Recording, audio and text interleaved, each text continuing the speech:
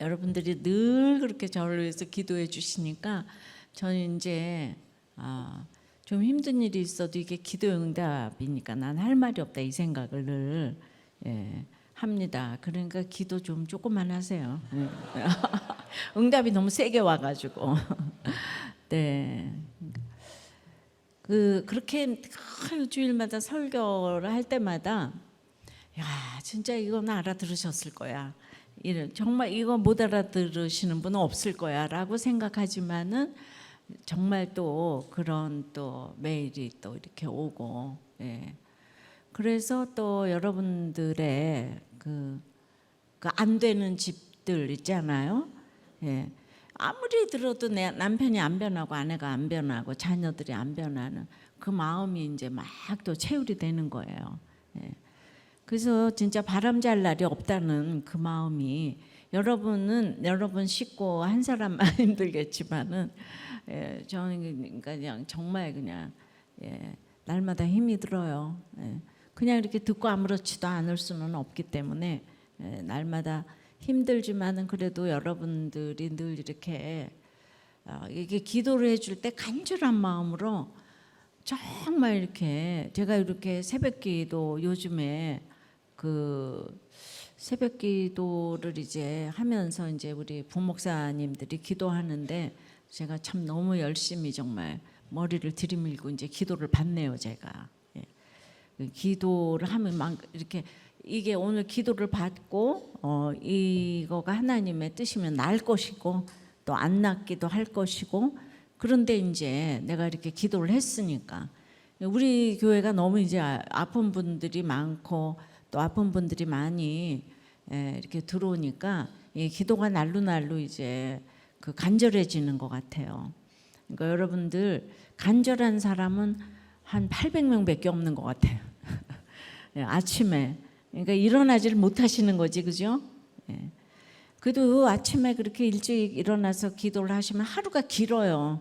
아침에 모든 걸 다 해놓고 하니까 좀 일찍 일어나시면 저녁에 일찍 주무시고 이제 유튜브를 그만 안 보게 될 것 같아요. 피곤해가지고. 그러니까 아침에 좀 일어나서 우리들 교회를 위해서 여러분들을 위해서 새벽기도 때 같이 일어나서 이렇게 기도를 좀 하면서 1000명이 하는 기도가 불붙어서 이렇게 응답이 오랫동안 불붙는다 그랬잖아요. 그렇게 제가 얘기를 했음에도 불구하고 더 좀 많이 이렇게 들어오셔서 여러분들이 안타까운 만큼 이제 뭐 들어오시겠죠. 뭐 제가 뭘 여러분 마음이에요. 간절하든지 말든지 저는 간절하니까 들어가는 거고 여러분은 뭐 덜 간절하니까 주무시던지. 그러니까 이제 이렇게 우리가 욥이 끝나고 이제 또 호세아가 이렇게 이제 들어갔는데 호세아가 요즘에 이제 열왕기하하고 이렇게 이제 맞물려지는 여전히 그 바알을 섬기는 그러니까 왜 이렇게 바알을 진짜 섬길까? 그냥 그러니까 우리 모두가 그렇게 지금 바알을 섬기지 않겠어요? 온 나라가 바알을 섬기는데 정말 하나님도 너무 안 됐다는 생각이 들어요. 너무너무 말을 안 들으니까 당신의 백성들이 말을 너무 안 들으니까 우리의 식구들도 또 말을 너무 안 들으니까 그래서 하나님 마음이 좀 이제 체울이 이렇게 되면서 지금 호세아도 여로보암이 가장 그 강성한 때를 지나고 이제 여로보암이 그 마지막 강성했던 왕이 내려놓고 그 다음에 뭐 여러 이제 5가지 잡탕 북이스라엘의 왕들이 30년 동안 여럿이 바뀌면서 딱 30년 후에 망하거든요. 여로보암이 이제 끝나고 그러니까 여로보암은 왜 이렇게 강성했을까? 하나님은 예수 믿는 사람은 또 강성할 수도 있다 이거를 보여주시기 위해서 이렇게 말을 안 듣는데도 강성하게 해주는 기간이 또 있더라고요. 그래서 이제 망하죠. 아수르에 의해서 이제 망합니다. 이제 우리나라도 요즘에 5000년 만에 제일 강성한 때를 지나고 있어요. 그 다음 말은 하기가 싫네요. 네. 계속 이렇게 말씀으로 예. 오늘 장로님이 그 구청에서 편지 받았는데 그 주일 설교 제목이 이 편지가 이거든요. 그래서 소름이 끼쳤다 그러는데 저도 모르게 항상 얘기를 하니까 이 평신도가 난리를 치면 진짜 말세가 이르렀다고. 아모스도 선견자도 아니고 선지자도 아니고 뽕나무 치는 사람이라고. 거기도 이제 망하기 직전에 선지자거든요. 근데 계속해서 지금 이렇게 막 욥기에 그냥 호세아에 그냥 열왕기하에 이렇게 계속 나오는 거 우연으로 여기지 마시고, 오늘도 이제 하박국 호세아가 끝나고 하박국으로 또 들어갔는데 하박국이 이제 품는다는 이제 이렇게 뜻이죠. 근데 너무 이제 우리 집안의 문제가 너무 해결이 안 되니까 바벨론이 쳐들어왔잖아요. 유다가 바벨론이 쳐들어왔어요. 그러니까 여러분들도 너무너무 온 집안 식구끼리 문제가 안 되는데 진짜 나라에 전쟁이 난 거예요. 지진이 난 거예요. 온 집안이 불이 난 거예요. 그러면 우리끼리 지금 진영 논리 하던 사람이 전쟁이 나면 얼마나 하나가 되겠어요. 전쟁이 나면 진영이고 지역 감정이고 다 없어지잖아요. 그것 때문에 너무너무 속을 새기면은 너무 큰 걸 터뜨리시겠다 이거예요. 오늘 하나님의 메시지가. 그렇게 되지 않아야 되겠지만 그렇게 될지라도 또 우리는 준비하고 가야 되지 않겠습니까? 그러죠? 심각하시기 바래요. 그러니까 이 말씀이 아무리 들어도 나하고 상관이 없다고 생각하니까 말씀이 안 들려서 맨날 이 사람 저 사람 니 탓 내 탓 지금 이러고 있는 거죠. 지금 얼마나 지금 나라가 망하기 직전에 이르렀는데 잘 사니까 이제 그게 안 보이는 거죠. 오늘도 여전한 방식으로 이제 망한다는 얘기를 하는지 안 하는지 우리 김태현 목사님하고 김광애 장로님 조은지기님께서 아주 그냥 바리새인 중에서도 모태 바리새인이라고 이렇게 얘기를 하시는 모태 바리새인의 설교를 저희들이 이제 듣고 또 우리 김태현 목사님 또 설교를 듣겠습니다. 네. 안녕하세요. 청정국 울림 공동체를 담당하고 있는 김태현 목사라고 합니다. 반갑습니다. 제가 뭐 이렇게 특별한 게 없어서 담임 목사님도 저를 과연 뭐라고 소개하실까 했는데 그냥 이름만 불러주셔서 이렇게 무난하게 조용히 평범하게 잘 가고 있습니다. 이게 가장 중요한 것 같아요. 평범이 비범이라고 하셔서 평범한 인생 잘 살고 있습니다. 제가 욥기 설교를 준비하면서 욥기를 이제 개역 개정은 좀 어려워서 쉬운 성경으로 한번 처음부터 쭉 한번 읽어봤는데요. 읽으면서 드는 생각이 얘네 진짜 말이 안 통하는구나, 대화가 안 되는구나 이거였어요. 그러면서 또 한편으로 드는 생각이 우리 와이프는 나 때문에 얼마나 힘들었을까. 나랑 대화가 안 되는 우리 와이프가 이 느끼는 깝깝함이 이 성경의 이 욥기의 깝깝함이 똑같지 않을까 그런 생각이 들어서 되게 미안했습니다. 제가 말수도 없고 또 공감도 못하고 반응도 없는 사람이라서 좀 제가 아내가 좀 많이 힘들어했었거든요. 근데 요즘에는 제가 좀 아내랑 대화가 좀 됩니다. 제가 우리들 교회 와서 어린아이처럼 말하고 듣는 거를 많이 배우고 있어요. 그래서 너무 감사하고요. 참 우리들 교회 좋은 교회입니다. 저처럼 대화가 안 되시는 여러분들 부부 목장에 꼭 가셔서 말하는 법, 듣는 법 잘 배우셔서 이 가정의 달 5월에 정말 대화가 잘 통하시는 여러분들 되시기를 소망합니다. 오늘 말씀은 욥기 31장 1절에서 23절 말씀이고요. 제목은 하나님의 위엄 때문입니다. 욥기는 잠언과 전도서와 같이 지혜서로 분류되는 책인데요. 잠언은 삶의 모든 영역에서 하나님을 경외할 것을 이야기하고, 전도서는 모든 것이 헛되고 헛되다 이야기하면서 삶이 공허하게 느껴질 때도 하나님을 경외하라고 이야기합니다. 그러면 욥을 통해서 우리는 어떤 지혜를 얻을 수 있을까요? 욥기서의 핵심이 28장 28절에 나오는데요. 보라, 주를 경외함이 지혜요, 악을 떠남이 명철이니라 라고 합니다. 한마디로 이해되지 않는 고난의 환경 속에서도 하나님을 경외하라 라는 것이 욥기의 주제이고 가르침입니다. 지혜서의 가르침대로 피조물인 우리는 창조주이신 하나님을 모든 영역에서 어떤 마음의 상태나 어떤 상황에서도 경외하는 것이 우리의 본분이라는 것입니다. 욥은 그러한 삶을 살았어요. 비록 사탄과 새 친구가 욥을 의심하고 시험했지만 욥은 하나님이 인정할 만큼 하나님을 경외하는 삶을 살았습니다.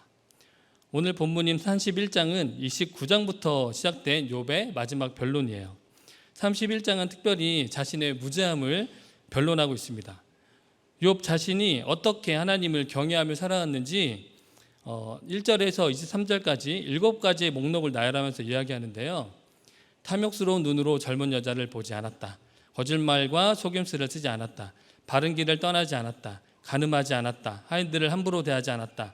가난한 자에게 무관심하지 않았다. 벌거벗은 자에게 무관심하지 않았다. 가난한 자를 억압하지 않았다. 이렇게 얘기하고 있어요. 욥기의 배경이 족장 시대인 것을 좀 생각해 보면 욥이 나열한 것들은 율법으로 정해져서 지켰다기보다 하나님을 경외하는 사람의 마음으로, 자원하는 마음으로 그렇게 행동했다고 볼 수 있습니다.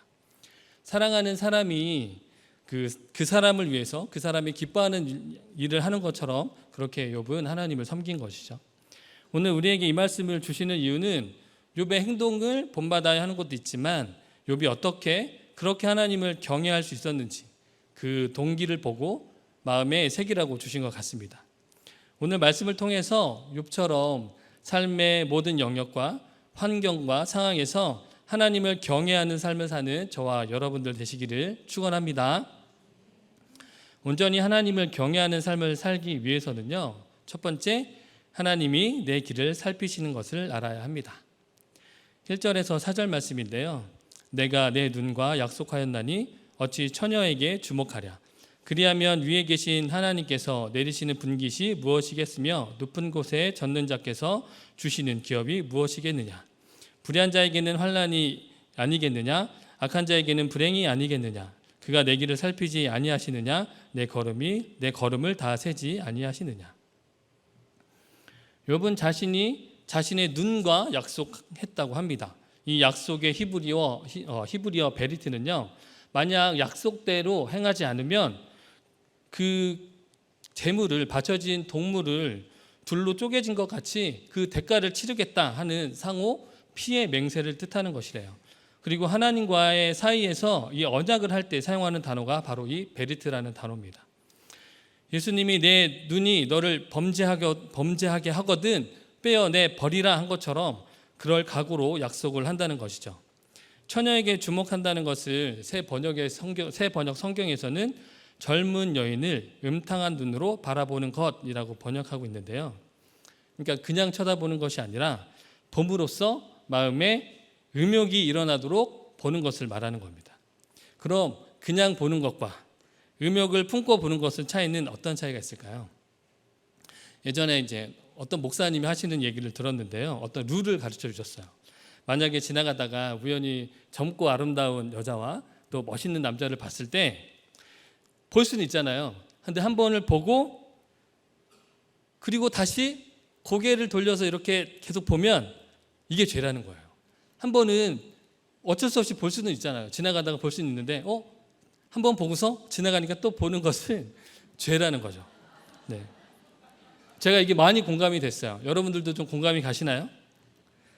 그러니까 한 번 보게 된 것을 넘어서 어떤 목적을 가지고 고개를 다시 돌려 다시 보고 그렇게 되는 건 이제 안 된다는 거죠. 예전에 이제 저도 아내랑 제가 운전하고 가다가 이제 동네를 가는데 어떤 멋있는 아가씨가 진짜 멋있는 바이크를 탁 타고 있는 거예요. 가죽 재킷에 너무 멋있어서 제가 운전하고 가다가 보고서 다시 또 이렇게 보다가 사고 날 뻔했어요. 그래서 저희 와이프가 엄청 뭐라 그래서 다시는 이제 그러지 않으려고 노력 중에 있습니다. 네. 그런데 욥은 어떻게 자신의 눈을 빼어 버릴 각오로 스스로에게 엄하게 약속을 하였고 또 어떻게 그것을 지킬 수 있었을까요? 4절에 보니까 그가 내 길을 살피신다. 그가 내 걸음을 다 세신다. 새 번역으로는 하나님은 내가 하는 일을 낱낱이 알고 계신다라고 말을 합니다. 그러니까 욥은 하나님이 자신을 지켜보고 계시고 자신의 행동뿐만 아니라 마음까지도 살피고 계시다는 것을 알았던 것입니다. 하나님이 보는 앞에서 살아간다는 것은 하나님을 감시자로 여기고 그 기준에 못 맞추면 불안해하고 억지로 그런 척하며 사는 게 아닙니다. 자녀가 부모 앞에서 살아가듯 사랑의 관계 안에서 서로의 존재를 인식하면서 기쁨이 되기 위해서 살아가는 것이죠. 욥의 헌신도 아마 그랬으리라 생각합니다. 저는 중학교 때 목사가 되겠다고 서원을 했는데요. 이 서원을 지키지 않고 방황을 하다가 32살에 하나님께서 인도해 주셔서 어느 선교단체에 훈련을 받게 됐습니다. 여기서 하나님을 인격적으로 다시 만나고 저의 영적 상태도 많이 회복이 됐어요. 그래서 제 안에 거룩한 소원이 하나 생겼는데 그것이 하나님과 친밀해지는 거였어요.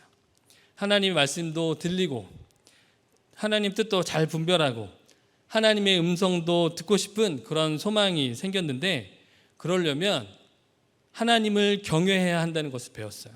그리고 하나님을 경외하는 것은 악을 미워하는 것이라고 배워서 이제 그런 것을 깨닫고 나서 희한하게도 너무도 자연스럽게 제가 눈으로 범하던 이제 음란함들이 끊어지게 되었습니다. 전에 이제 제가 찬양 인도를 오래 했었는데요. 찬양 인도도 오래 하고 교회 일도 열심히 일을 했지만 늘 끊지 못하는 그 부분에서 넘어질 때마다 굉장히 하나님께 죄송했고 그럴 때마다 자괴감에 빠졌습니다. 이게 매주 단에 서서 찬양 인도를 해야 되는데 이게 매번 죄송한 거예요. 이게 부끄럽고. 그런데 너무 신기하게도 하나님을 경외하는 삶을 살고자 하니 저의 음란함이 끊어지게 되었습니다. 그냥 영상들이 그냥 막 혐오스럽고 보기 싫어져서 끊어졌다기보다 내가 하나님 앞에 서 있다는 것, 그 임재가 너무 좋으니 그것을 놓치기 싫어 끊을 수 있었던 것 같아요. 그 영상들보다 더 좋은 것이 생긴 거죠. 그래서 중독은 더 좋은 것이 있어야 끊어진다는 말씀이 맞는 것 같습니다. 그렇다고 제 의지가 너무 강해서 그런 게 아니고요. 아무래도 성령님께서 도와주셔서 잘 참아내고 있는 거라 생각합니다. 그리고 제가 선교단체 훈련이 끝나고 이제 한국에 와서 이제 1년 정도 오페라단이라는 곳에서 제가 이제 오페라 기획하고 이런 일들을 했었거든요. 어느 날 대표님하고 식사를 하는데 대표님이 이렇게 얘기하시는 거예요. 자기 아들이 한동대를 다니는데 그곳의 학생들은 혼전순결 서약식을 한다는 거예요. 그리고 그 대표님 아들도 혼전순결 서약식을 하고 반지를 끼고 다닌다는 얘기를 하는데 제가 그때 마음에 감동이 왔습니다. 이거다. 나도 혼전순결 서약을 해야지. 그전에는 음란하고 그랬지만 이제는 결혼 전까지 순결을 지켜보자. 보고 듣는 거 모두 거룩하게 지키자 이렇게 마음을 먹었어요. 근데 생각하는 건 사실은 어쩔 수 없어서 그래서 뺐어요. 생각하는 건 좀 치우고 막 생각이 드는 건 어쩔 수 없잖아요. 그래서 생각은 이제 치우고 이제 끊어낼 수 있는 거. 그래서 보는 거, 또 행동하는 거 거룩하게 지키자 하는 마음으로 이제 앉은 자리에서 대표님한테 돈 꿨어요. 제가 이제 현금이 없었어 가지고 돈 좀 빌려달라 그래서 금은방으로 갔습니다. 그리고 손가락에 맞는 그 은반지 하나 사서 끼면서 혼자 그때 하나님 앞에 혼전순결 서약식을 했어요. 주님, 이제부터라도 영적인 순결을, 육적인 순결을 지키겠습니다. 제가 정말 보는 거 듣는 거 나의 몸도 거룩하게 지키겠습니다. 아멘. 여러분도 아멘.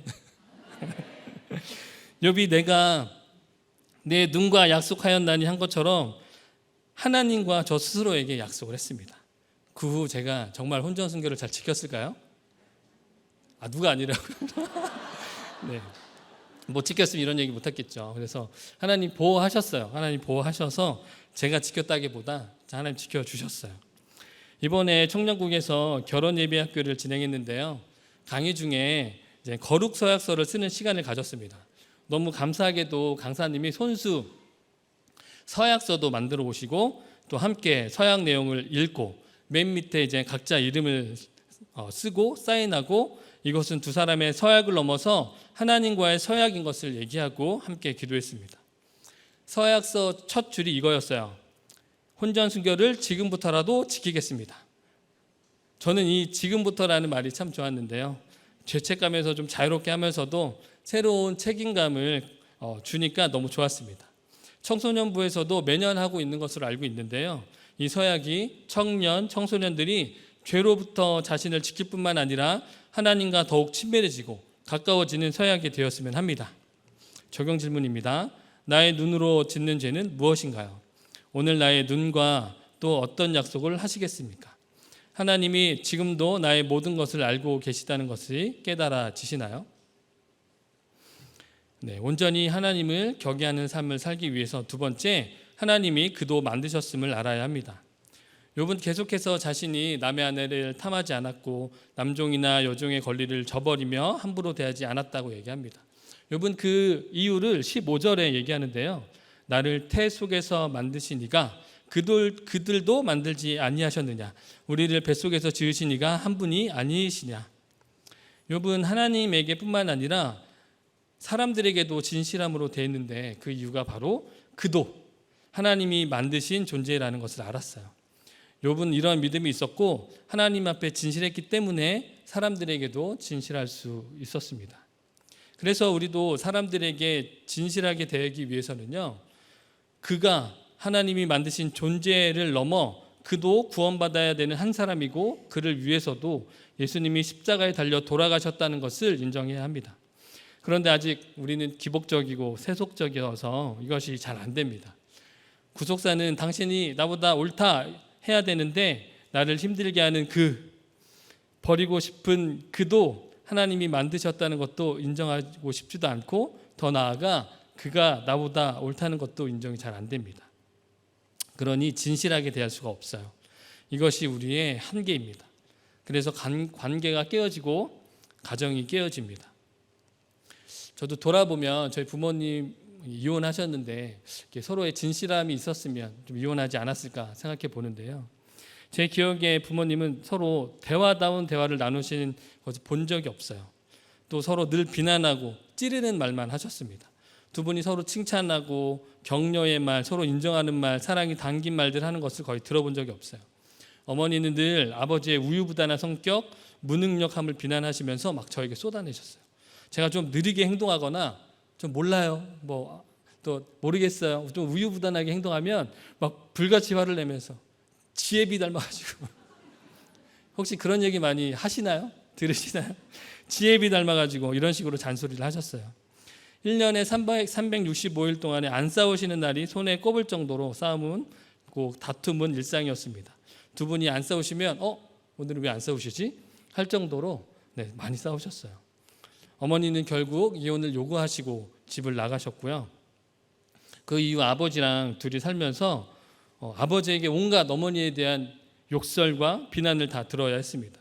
그때는 제가 또 왜 그렇게 엄마 편을 들었는지 모르겠는데 아빠가 도대체 뭘 하냐고 막 대들었습니다. 그리고 차라리 이혼하시라고, 내가 이혼 서류 떠다 주겠다고 막 큰 소리 치기도 했습니다. 결국 아버지와 어머니는 제가 고등학교 2학년 때 이혼을 하셨는데요. 아버지랑 살다가 제가 이제 대학교를 들어가면서 온 가족이 뿔뿔이 흩어지게 됐습니다. 아버지가 저의 자취방을 얻어주면서 이렇게 얘기하셨어요. 이제 아빠가 죽었다고 생각해라. 그리고 혼자 살아라. 그 말을 들으면서 이제 더 이상 나에겐 가족이라는 게 없구나. 이제 나에게 가족이라는 울타리는 없구나 하는 생각이 들었습니다. 부모님의 이혼이 사실 굉장히 슬프고 힘들잖아요. 그런데 이제 그렇게 사는 것보다 헤어지는 게 낫다. 이제는 그런 꼴 안 보니 좋다. 그리고 부모님이 각자 재혼하시고 또 나름 사이좋게 잘 사시니 이혼도 괜찮다. 이런 생각을 좀 했었습니다. 그러다 보니 저와 저희 누나는 어쩔 수 없으면 부부 사이 어쩔 수 없으면 이혼도 할 수 있는 것 아닌가라는 생각이 우리 마음속에 자리 잡았던 것 같아요. 저는 그래도 다행히 신결혼했지만 저희 누나는 믿음도 없었고 또 불신결혼도 하니까 정말 어린 나이에 결혼해서 또 어린 나이에 이혼하고 조카 둘을 홀로 다 키웠습니다. 그런데 우리들 교회 와서 양육받고 말씀이 들리면서 정말 이혼이 큰 죄구나 깨달아졌고 부모님의 이혼을 종용한 것이 얼마나 큰 죄인지 알았어요. 그리고 또 누나가 이혼할 때 한마디도 못한 것이 정말 회개가 되었습니다. 예전에 아내가 우리들 교회 오고 나서 한번 이렇게 물었어요. 여보, 부모님이 만약 이혼 안 하셨으면 어땠을 것 같아? 이런 질문을 딱 하는데요. 제가 아무리 이혼이 죄고 이혼은 안 된다 깨달았어도 막상 나의 일이라고 생각하니까 본능적으로 나는 못 견딜 것 같아. 이런 마음이 들었어요. 다시 그때로 돌아가고 싶은 마음이 없었어요. 그래도 나중에 또 들은 말씀이 있고 또 배운 게 있으니까 또 본 것이 있으니까 그래도 만약에 우리들 교회 같은 목장이 있었다면, 우리들 교회 같은 공동체가 있다면 해볼 만하지 않을까라는 생각이 들었습니다. 저도 만약에 청소년 시절에 우리들 교회 같은 공동체가 있었고 우리 부모님도 부부 목장에 나아갔다면 어땠을까요? 부모님은 똑같이 치고받고 싸우시겠지만 이혼은 안 할 거란 확신 때문에 저는 불안하지 않았을 것 같아요. 그리고 저희 부모님도 언젠가 말씀이 들려서 가정을 지킬 수 있지 않을까라는 생각이 들었습니다. 저희 목장에 거의 30년 만에 가정이 회복되는 가정이 계시거든요. 제가 그 가정을 보면서 많은 생각을 하게 됐습니다. 아, 고난도 끝은 있구나. 30년이라도 인내하면 결국 회복되는구나. 그래서 이혼은 안 된다. 그리고 가정은 지킬 만한 가치가 있다는 것을 다시 깨닫게 되었습니다. 그런데 제가 만약에 우리들 교회가 아니라 다른 곳에서 사역을 하고 있었다면, 만약에 저희 원가정 같은 그런 사람들을 상담했다면 제가 절대 이혼은 안 된다라고 못 말렸을 것 같아요. 어쩌면 헤어지는 것이 자식들을 위해서 좋지 않을까라고 은근히 말했을지도 모르겠습니다. 그런데 지금은 저희 가정부터 절대 이혼은 안 된다 못을 받고 다른 사람들을 상담하면서도 절대 이혼은 안 된다 담대히 이야기할 수 있어서 너무 감사가 됩니다. 여기서 퀴즈. 욥은 이혼을 했을까요? 생각을 해보신 적 있으세요? 전에는 욥의 아내가 차라리 하나님을 욕하고 죽으라 하고 이제 다음에 등장하지 않아서 저는 은연중에 막연히 아내가 욥을 버리고 나갔거나 이혼을 했겠구나라고 생각을 했습니다. 근데 말씀을 준비하면서 보니까 욥기에 어디에도 욥의 아내가 집을 나갔다거나 이혼을 했다는 말이 없더라고요. 오히려 하나님이 욥을 2배로 축복하실 때 욥의 이제 자식들이 열을 더 낳잖아요. 다른 여자에게서 낳았다는 말이 없어요. 그런 걸로 봐서는 욥과 욥의 아내는 가정을 지킨 것 같습니다. 구속사적으로 생각하면 고난 속에서도 말씀이 들리는 그 한 사람, 욥이 중심을 잡으니 가정도 지켰을 뿐만 아니라 그의 아내도 구원하게 된 거라 믿습니다. 아멘. 네, 우리는 밑동 잘린 나무예요. 별 인생 없습니다. 내가 예수 믿고 구원 받았다면 내게 맡겨주신 그 한 사람, 그 한 영혼의 구원을 위해서 살아갈 뿐입니다. 그것이 하나님이 원하시는 삶이고 하나님을 경외하는 삶입니다. 적용 질문입니다. 나를 힘들게 하고 버리고 싶은 그는 누구인가요? 그도 하나님이 만드신 구원받아야 하는 한 사람인 것이 인정이 되나요? 온전히 하나님을 경외하는 삶을 살기 위해서 세 번째, 하나님의 위험 앞에 있어야 합니다. 욥은 계속해서 당시 사회적 약자였던 고아와 과부를 외면하지 않았고 그들의 필요를 채워줬다고 합니다. 여기서 묵상해봐야 될 것이 욥이 재물을 어떻게 사용했냐는 것이에요. 욥은 가난한 사람, 과부, 고아를 말로만 위로한 것이 아니에요. 자신의 재물을 써가면서 먹을 것을 주고 자신의 양털을 깎아 옷이 없는 사람들에게 입혀주고 과부들을 돌보아 주었습니다. 욥이 돈이 많아서 그들의 필요를 채운 것이 아니죠. 돈이 많아도 인색하고 이기적으로 사는 사람들도 많습니다. 다른 이들을 돌아보지 않을 뿐더러 자기 이해타산에 맞지 않으면 외면합니다. 반면에 욥은 그의 재물을 청지기적으로 하나님이 원하시는 뜻대로 사용했는데요. 욥은 기본적으로 1장 21절에 주신 이도 여호와시오 거두신 이도 여호와시니라고 고백한 것처럼 재물은 하나님이 주신 것이다 라는 믿음이 있었기 때문이기도 합니다. 그리고 23절에 보면 나는 하나님의 재앙을 심히 두려워하고 그의 위험을 말미암아 그런 일을 할 수 없느니라 라고 합니다. 어느 주석에서 이 재앙이라는 단어를 찾아보니까요, 하나님의 공의로우심과 관련되었기 때문에 재앙에 대한 이 두려움은 막연한 공포가 아니라 하나님의 판결에 대한 순복을 내포하는 경외를 뜻한다고 합니다. 결국 욥의 선행은 결코 두려움 때문에 마지못해 행하는 것이 아니라 하나님의 위험에 압도되어 그의 경외로 인해 마땅히 자신의 행할 바가 무엇인지 깨닫고 자발적으로 실천했다는 것을 의미한다고 합니다. 다시 말하면 욥은 하나님의 공의로움과 위험에 압도되어 자원함으로 그렇게 한 것이라는 거죠. 그러면 우리는 어떠한가요? 하나님의 위험보다 돈의 위험에 압도될 때가 더 많지 않나요? 돈의 위험이 얼마나 큰지 예수님은 돈과 하나님을 나이벌로 이야기하셨어요. 재물과 하나님을 겸하여 섬길 수 없다고 말씀하십니다. 우리가 두려워하는 것에 매여 종노릇할 수밖에 없어요. 우리가 돈이 두려우면 돈이 우상이 되어 끌려다니며 살아갈 수밖에 없고요. 사람을 두려워하면 사람들에게 종노릇하며 살 수밖에 없습니다. 그러나 하나님을 두려워하면 하나님의 위험 앞에서 하나님이 기뻐하시는 삶을 살 수 있게 되는 것입니다. 욥은 하나님의 위험이 다른 어떠한 위험보다 크다는 것을 알았어요. 다른 것을 두려워한 것이 아니라 하나님을 두려워했기에 하나님이 원하시는 삶을 살 수 있었습니다. 그래서 우리도 늘 말씀 묵상을 통해서 하나님의 위험 앞에 있어야 합니다. 그럴 때 내 안에 바알이 드러나고 하나님이 원하시는 순종을 할 수 있게 됩니다.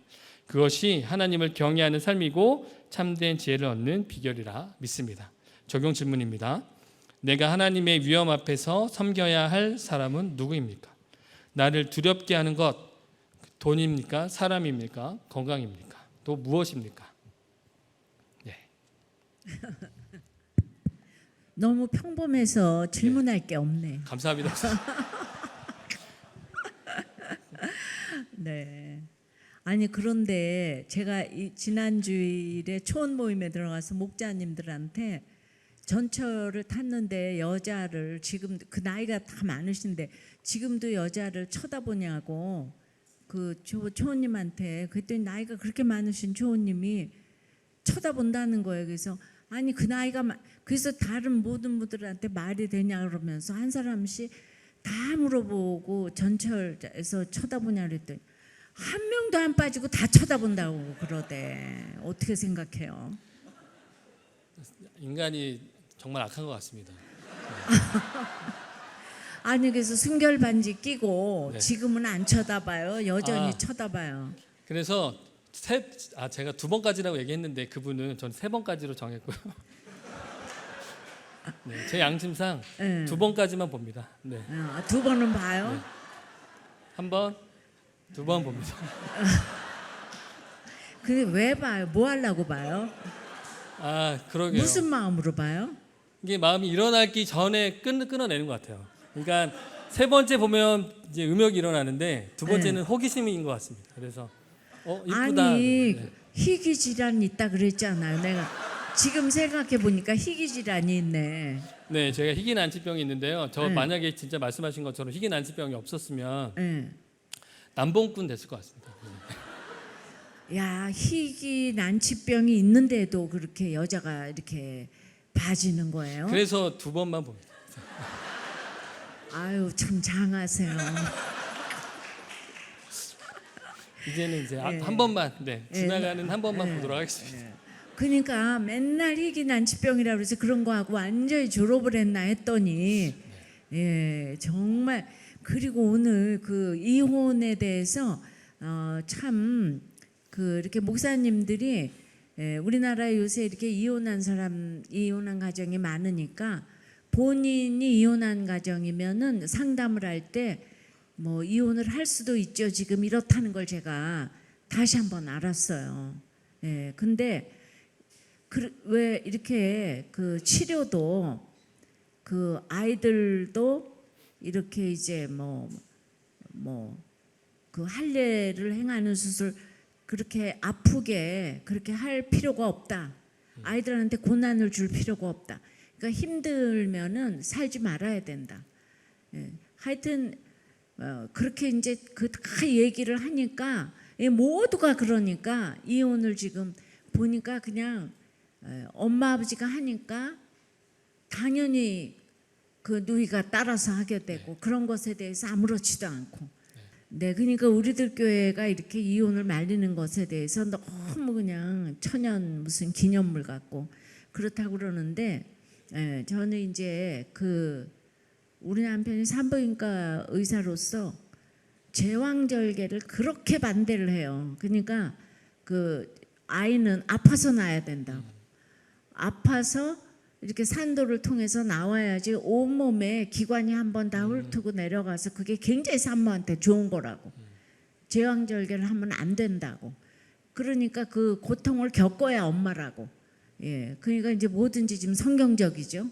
그러니까 고난이 축복인 거예요. 그런데 그냥 우리 때 그냥 제왕절개가 유행인 거야. 하나도 그냥 자연분만 할 수가 있는데 다 이렇게 제왕절개에서 그 아픔을 느끼지 않게 한다고.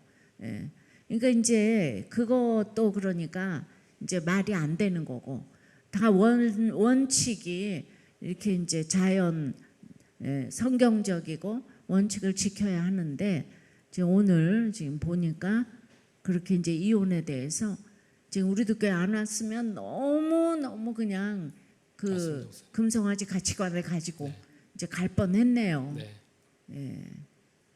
그래서 모든 분들이 그렇게 지금 생각을 할 텐데, 한 사람도 빠짐없이 그렇게 생각을 할 텐데, 한번 외쳐봐요. 뭐라고 외칠지. 구호는 생각 안 해봤지만 생각 안 해봤는데 해보세요. 이혼은 3대가 망합니다. 네, 은혜 받았습니다. 감사합니다. 기도하시겠습니다.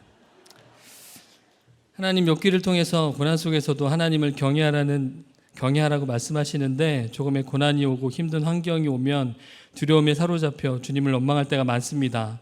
말씀대로 산다고는 하지만 늘 이렇게 환경이 흔들리는 저를 불쌍히 여겨주시고 붙들어 주옵소서.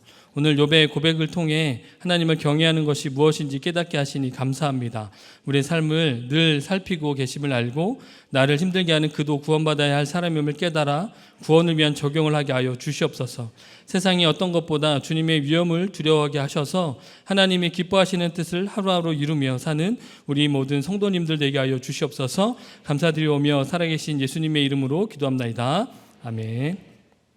네, 안녕하십니까. 올해 처음 초원지기로 부름을 받은 김광회 집사입니다.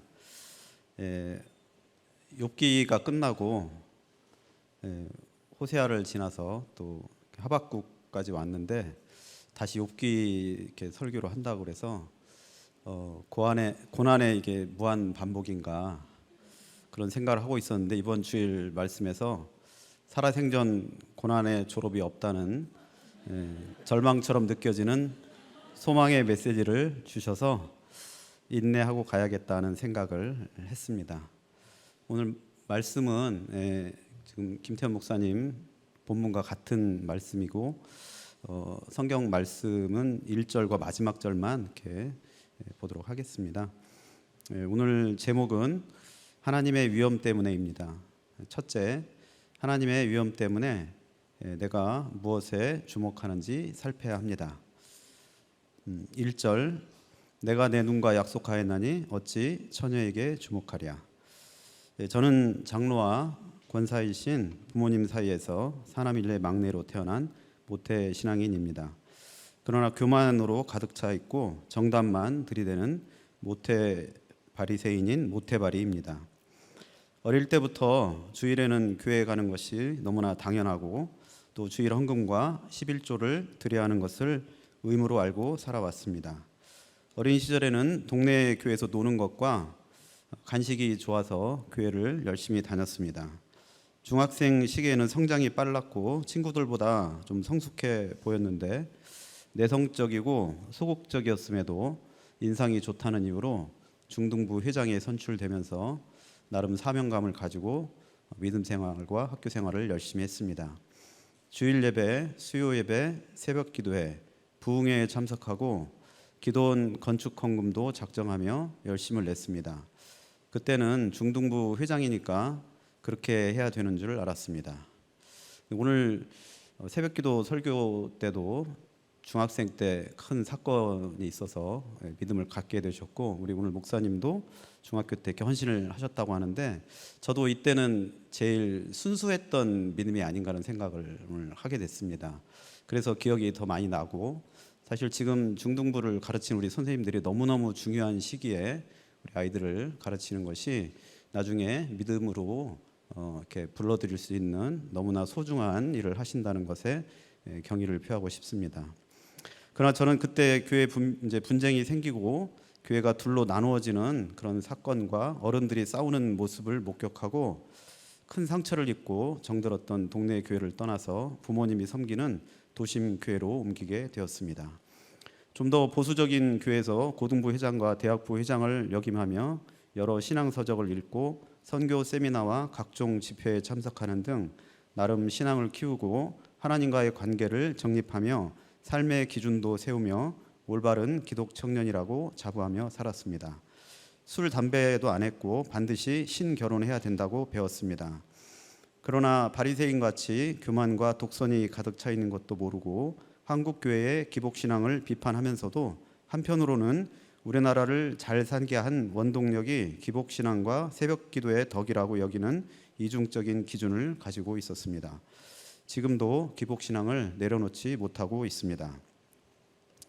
대학 졸업 후 군대에서는 이제 소대장으로서 부대에 있는 교회를 열심히 다니며 11조를 드리고 성가대를 구성해서 운영하기도 했습니다.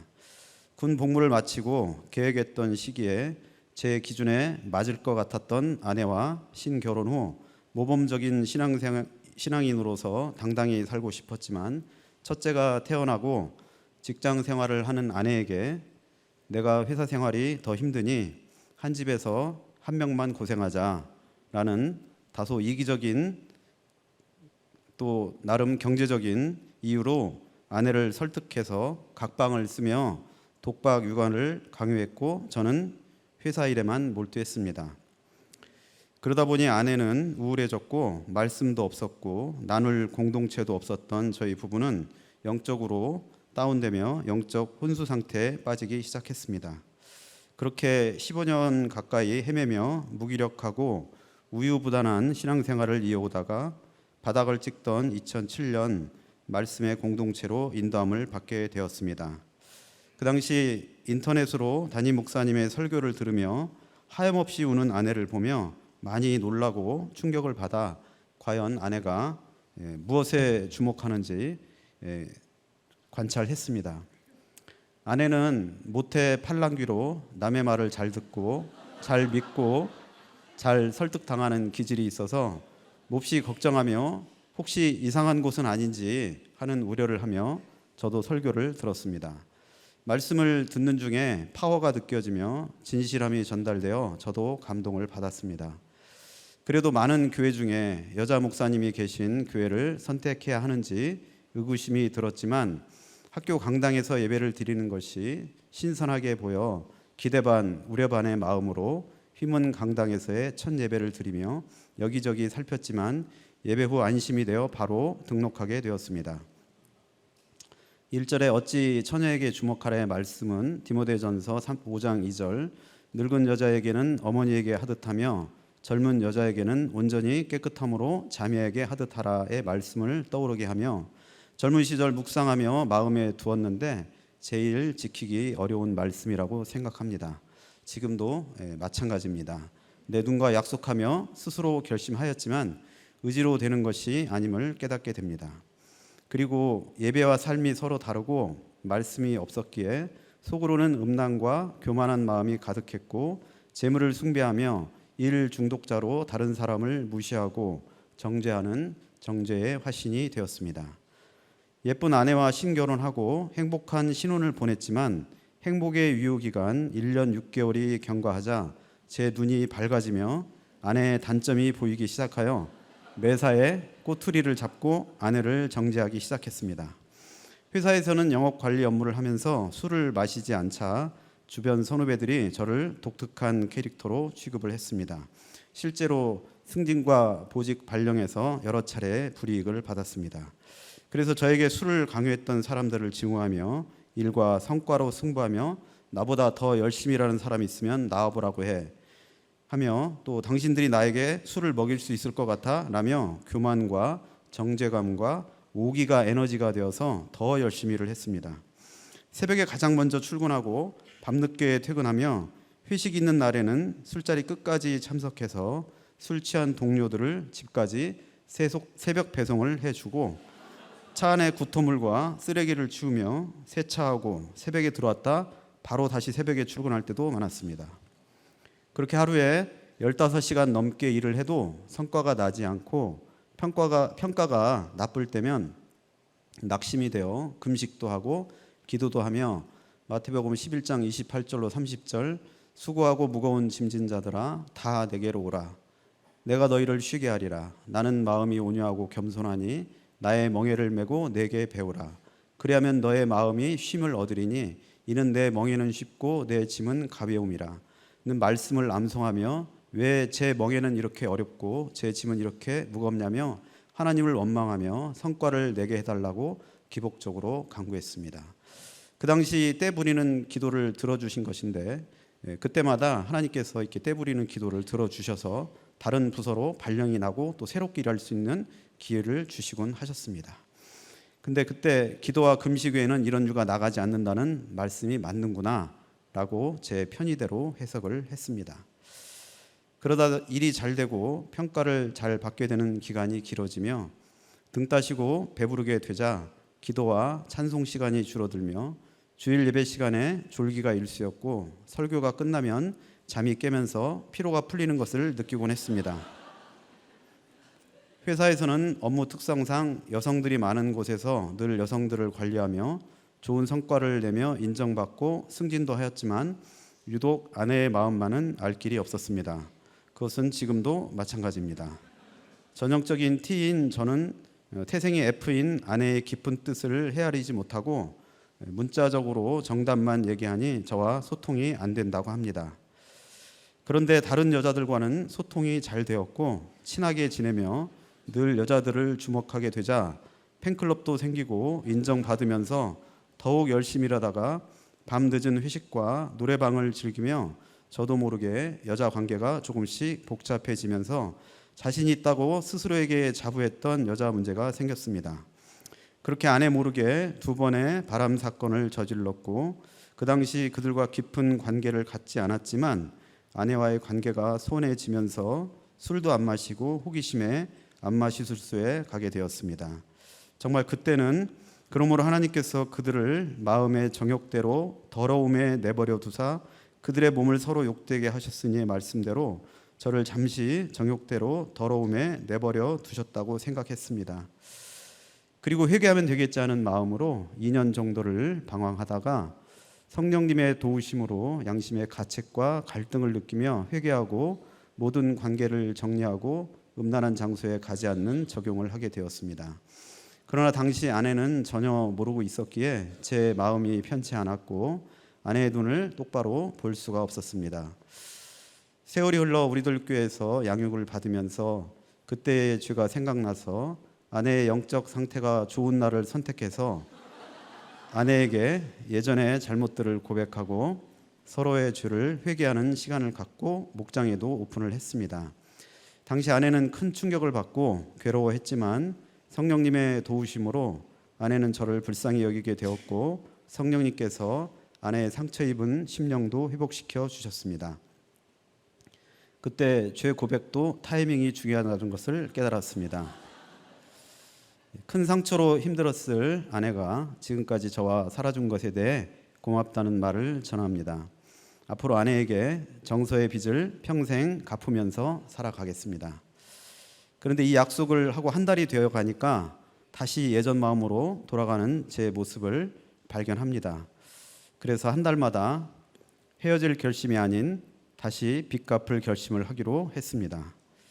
4절 말씀, 그가 내 길을 살피지 아니하시느냐, 내 걸음을 다 세지 아니하시느냐의 말씀은 죄 가운데 있는 나를 징벌하시려고 감시하는 하나님이 아닌 나를 살리시려고 살피시는 하나님의 사랑임을 깨닫고 감사드립니다.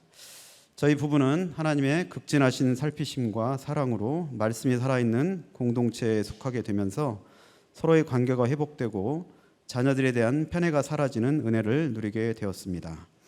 둘째, 하나님의 위엄 때문에 재물 숭배를 끊어내고 고아와 과부를 돌봐야 합니다. 5절에서 8절 말씀은 욥이 공평한 저울로 자기의 행위를 달아보는 하나님 앞에서 흠이 없다고 주장합니다. 13절에서 15절 말씀에서는 욥은 남종과 여종의 권리를 존중했고 하나님의 형상대로 태 속에서 지으셨음을 인정했고 하루하루를 저울로 달아보는 삶, 즉 매일 큐티하며 자기 죄를 보는 삶을 살며 새 한 마리 값에 팔리던 종에 대해서 자기와 동등한 권리를 가지고 있음을 인정하고 실천하는 삶을 살았습니다. 16절에서 22절.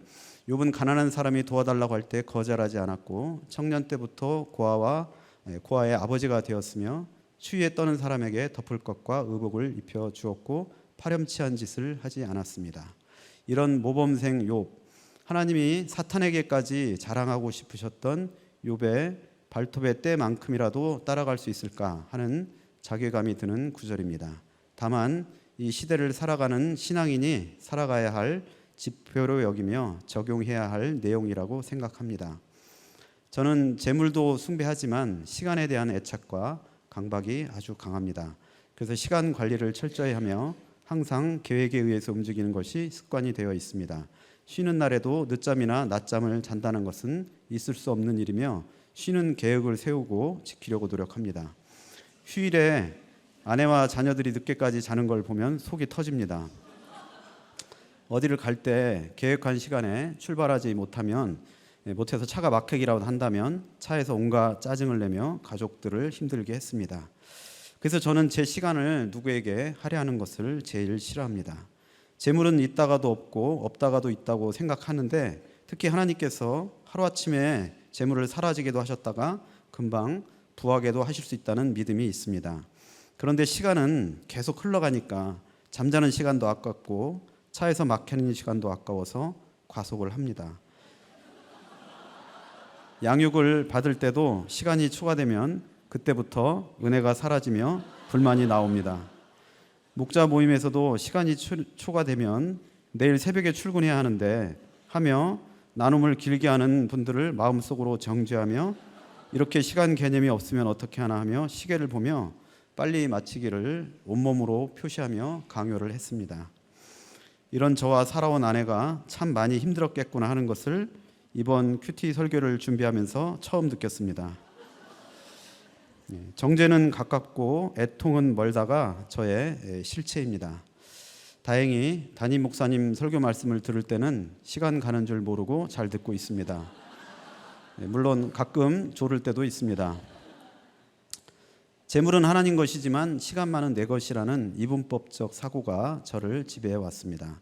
그러나 하루가 천년 같고 천년이 하루 같다고 하시는 하나님께서 인간 세상에 주신 크로노스의 시간을 재물보다 더 중요하게 여기며 아까워하는 저에게 하나님의 구원의 시간인 카이로스의 시간을 조금씩 알게 하셨습니다. 그래서 구원을 위해서는 손과 발이 가는 적용, 즉 시간과 재물을 드리는 적용을 기쁘게 할 수 있도록 기도 부탁드립니다. 모든 문제의 근본에는 재물이 있는 것처럼 제가 시간을 아끼는 바탕에는 재물이 깔려 있음을 인정합니다. 내 재물과 내 소산물의 처음 익은 열매로 여호와를 공경하라의 말씀에 의지해서 첫 월급 전체를 헌금으로 드리면서 한편으로는 하나님이 당연히 축복해 주시겠지 하는 보상심리와 기복신앙이 있었습니다. 저는 늘 회사를 그만두겠다고 불평을 늘어놓으며 아내를 불안하게 했는데 미래가 불안했던 아내는 10여 년 전 기획부동산에서 높은 이율의 월세를 받을 수 있다고 하여 저는 노후 자금으로 쓸 목적으로 목장에 묻지 않고 주일날 아내와 같이 가서 상가 계약을 덜컥 체결했는데 결과적으로 90%의 손실을 보게 되었습니다. 그 후 저와 아내는 서로 책임을 떠넘기며 너 때문이야를 외치다가 지금은 서로 내 잘못임을 인정하고 목장에 묻지 않은 수업료가 이렇게 비싼지 몰랐다고 고백하고 있습니다. 그 후 소송에 참여하지 않고 손해를 감수하기로 했습니다. 셋째, 재앙이 두려워서가 아니라 하나님의 위엄으로 말미암아 구원을 위해서 선행을 해야 합니다. 23절, 나는 하나님의 재앙을 심히 두려워하고 그의 위엄으로 말미암아 그런 일을 할 수 없느니라. 저는 어려서부터 하나님은 무서운 하나님, 예수님은 사랑의 예수님으로 인식하는 경향이 있었습니다. 혹시 벌을 내리실까 두려워서 주일에 교회에 가고 재물을 잃을까 두려워 11조를 하며 천국문 앞에서 혹시 나를 모르신다고 하면 어쩌나 하고 선교 헌금을 했습니다. 재앙이 두렵지만 한편으로는 재앙을 안 내리시고 내버려 두시는 더 무서운 징벌이 임할까도 두렵습니다. 성경에 두려워하지 말라는 말씀이 365번이나 나온다고 하는데 그만큼 우리가 두려워하는 일이 많다는 반증이라고 생각합니다. 디모데후서 1장 7절, 하나님이 우리에게 주시는 것은 두려워하는 마음이 아니요 오직 능력과 사랑과 절제하는 마음이니. 이 말씀을 보며 하나님이 주시는 마음 중에 능력은 성령의 능력을 덧입는 것이라고 생각합니다. 구원을 위해 주시는 성령의 능력은 성령의 열매 중 사랑과 절제로 나타나는 것이라고 말씀을 주십니다. 구원을 위한 사랑과 절제, 즉 사람에 대한 애통함이 사랑이며 세상 유혹을 물리치고 손과 발이 가는 적용을 하는 것이 바로 절제라고 생각합니다. 즉 구속사를 깨닫고 그 사랑을 애통한 마음으로 전하게 하시려고 때로는 고난을 주시고 또 회복도 주셔서 각자의 삶을 해석하고 사명감을 갖게 하기 위해 오늘 우리에게 욥기 말씀을 주셨다고 믿습니다. 내 죄보다 고난이 약하다는 것을 인정하고 주신 환경이 해석되기를 소망합니다. 말씀을 정리하겠습니다. 하나님의 위엄 때문에 첫째, 내가 무엇에 주목하는지 살펴야 합니다. 둘째, 재물 숭배를 끊어내고 고아와 과부를 돌봐야 합니다. 셋째, 재앙이 두려워서가 아니라 하나님의 위엄으로 말미암아 구원을 위해서 선행을 해야 합니다. 예, 집사님. 네. 예, 그 욥기에서 나온 욥의 친구 중에 본인은 누구하고 제일 비슷한 것 같아요? 네, 저는 뭐 셋 다 비슷하다고 생각을 하는데요. 그 갑자기 물으시니까 그 이름이 갑자기 생각이 안 나. 네 글자 있으면 네 글자. 모태발이라 그래서 네, 네. 그냥 척하면 성경이 나오는 줄 알았죠. 예. 그런데 진짜 누가 봐도 T예요 지금 보니까. 네, 저는 완전 T입니다. 예. 그런데 네. 저기 우리 집사님도 전철에서 여자 쳐다봐요? 아, 네. 네, 당연히 쳐다봅니다. 아니 T인데. 네. T인데 근데 그냥 말조차도 굉장히 근엄하게 하시네요. 네, 습관이 돼가지고 그런 네. 것 같습니다. 그러니까 옆에 그런데 지금 말할 때는 보면 또 굉장히 잘 웃으시네요. 네, 원래 인상도 좋고 잘 웃습니다. 그러니까 이 저기 오디오로 하는 거하고 비디오로 하는 거하고 굉장히 그 다른 거. 그러니까 오디오로 들으면 굉장히 이렇게 딱딱해 보이는데 예 막상 이렇게 들으니까 예 표정은 F 같아요. 예. 네, 그래서 여성분들이 저를 많이 좋아합니다. 네. 그러니까 아내가 힘들었겠어요 진짜. 네, 무지하게 힘들어했습니다. 네. 그래서 요새는 잘 지내세요? 네, 요새는 너무 잘 지내고 있습니다. 우리들께 네. 오고 나서는 이제 네. 그런 갈등이 다 해소되고 누가 지금 회개를 많이 하는 거예요? 아무래도 제가 더 많이 하지 않나 싶습니다. 아니 어떻게 그렇게 자뻑을 하고 계세요? 네? 예, 요새도 청원 모임 뭐 할 때마다 또 목장 모임 할 때마다 그렇게 요새도 시간이 그냥 아까워서 이렇게 쳐다보고 계세요? 네, 저희 이제 목사님들이 시간을 아예 철저하게 네. 제가 시간 관리에 철저하다는 걸 알고서 네. 시간을 이렇게 한 명 할 때마다 시간을 재면서 그렇게 해주시고 있습니다.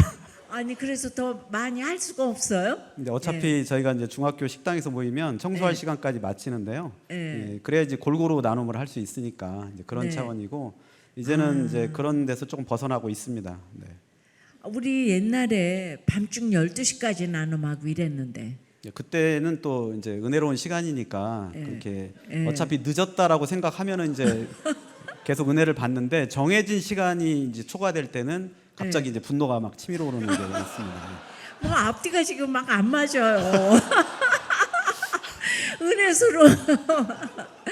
네, 그러니까 우리 뭐든지 할 때마다 목장 모임, 새가족 모임 할 때마다 늘 밤중 12시를 넘겨가지고, 그러니까 저만 초가 근무를 한 거죠. 저는 뭐든지 초가 근무. 그러니까 시간의 수당을 받아야 되는 사람이지 제가. 맞습니다. 예. 어떻게 할래요? 저한테 어떻게 내실래요? 저도 계속 초과를 하겠습니다. 그렇죠. 예. 그러니까 이게 그거 전혀 상관없고, 그러니까 주일날 하루 종일 설교하고 그러고 그렇게 하고 월요일 날은 또 하루 종일 아침부터 그 남자 그 제자 훈련 밤중까지 하고 아니 낮에 그 난 여자 그 저기 뭐야 리더 그렇게 하고 저녁에는 남자들하고 남자들 또 12시까지 하고 그다음에는 또 화요일 날 수요 예배 준비 하루 종일 하고 수요일 날 그렇게 또 하고 목요일 날 또 새 가족 우리 집에서 모이고 그다음에 막간을 이용해서 또 집회 가고 결혼식 하고 주일 설교 준비 또 들어가서 밤새고 하고 자 저의 초과 시간을 한번 묵상해 보세요. 깊이 묵상하겠습니다. 죄송합니다. 네, 정말 많이 죄송하시죠? 네. 다시 생각을 해봐도 내가 어떻게 살았는지 모르겠어요. 그 다음에는 설교도 모든 것이 지금 책으로 나올 만큼 함부로 한 설교가 하나도 없는데, 그러니까 이제 사명을 진짜 찾으셔가지고 그렇게 시간 그렇게 아까워하시면서 딴 사람 앞에 계속 강박증을 그냥 보여주면서 내가 빨리 나눠야 돼. 그 은혜가 안 돼, 은혜. 그렇지만은 요새는 이제 또 시간을 빨리 끝내줘야 되는 것도 있더만요. 저도 갔는데 6시부터 예목을 한다 그러니까 할 수 없이 이렇게 빨리빨리 해야 되는 것도 있지만은 지나고 나서 이렇게 보니까 제가 암 걸리기 전까지 그냥 수요 예배도 늘인도 했잖아요. 그러니까 여러분들 그 목자님들도 그렇게 자꾸 이렇게 시간 아까워하고 그냥 시간 아까워하는 것이 아까 재물을 아까워하는 거하고 지금 똑같다 그랬잖아요. 근데 여러분들이 어떻게 하는지 하나님이 다 기억하시고 여러분들이 그 좋아하는 자녀들에게 축복이 갈지 안 갈지는 이제 그 여러분들 하기에 딸려 있어요. 협박인가요? 아닙니다. 당연하신 말씀이라 생각합니다. 갑자기 그렇게 티인데 제 앞에서 그렇게 갑자기 이렇게 저는 이제 그렇게 열심히 살면서 이렇게 억울했는데 이렇게 목사님 이렇게 사역하시는 거 보고 너무 고개가 숙여지고 사실은 이제 주일 또 뭐 이렇게 양육받고 이런 시간들 또 수련회 목장 나눔 이런 시간에서 시간 초과되는 것에서는 아까워한 적은 사실 거의 없는데요. 근데 아깝다 그랬잖아요. 이제 제가 이 양육 그 공동 양육 시간에는 이제 시간이 딱 정해져 있고 많은 분들이 이제 멀리 가야 되고 막 이런 게 있으니까 이제 그런 변명하지 데서 마시고.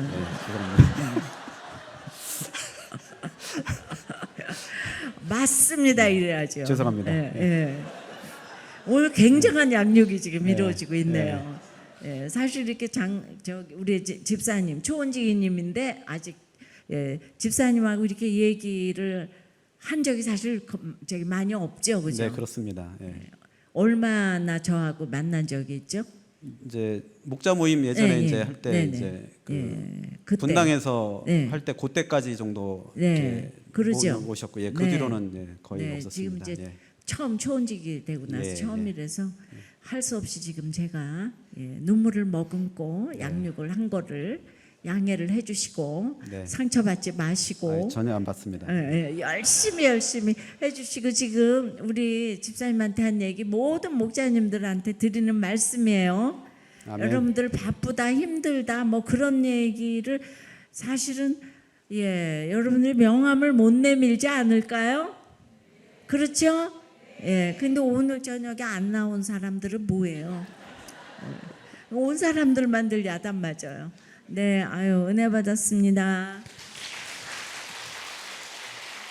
네, 기도하시겠습니다.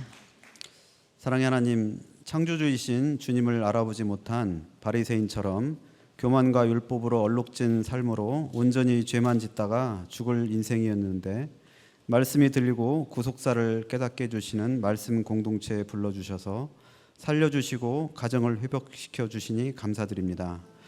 지금 바뀐 환경은 없지만 내게 주신 고난이 내 죄보다 작음에 감사하며 사건과 환경이 해석되게 해주시고 구원의 통로로 사용해 주시기를 원합니다. 그러나 아직도 되었다함이 없어 예후와 같이 눈에 보이는 바알을 제거했어도 내 안에 바알이 있는지도 모르는 어리석은 인생임을 불쌍히 여겨주셔서 내 안에 바알을 보고 근원을 죽이도록 도와주시옵소서.